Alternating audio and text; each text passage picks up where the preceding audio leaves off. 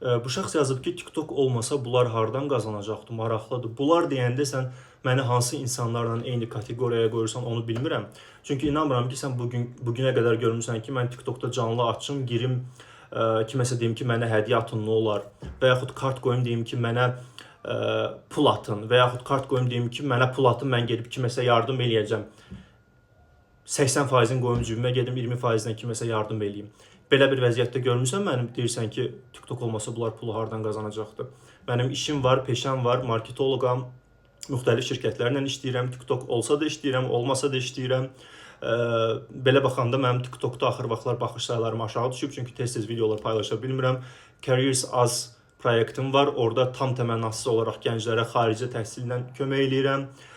Gənclərə bəzi yerlərdə iş tapmağa kömək eləyirəm. Yəqin ki, o proyekt sənin qabağına çıxmayıb, çünki elə şeylər sənin üçün maraqlı deyil.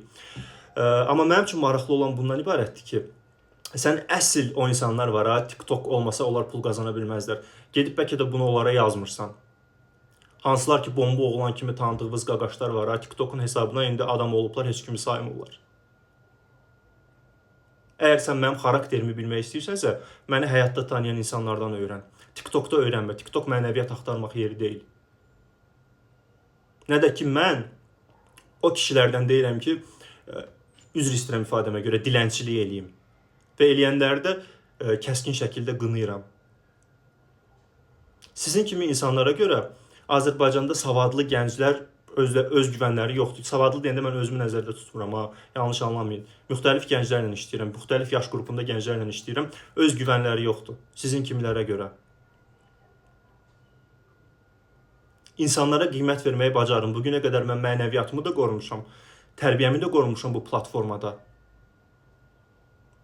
Çətindir. Yəni gəl boynumuza alaq da, TikToka girib 2-3 dənə cəmaatın xoşuna gələn söz demək çətindir. Özümə sıxışdırmamışam onu heç vaxt.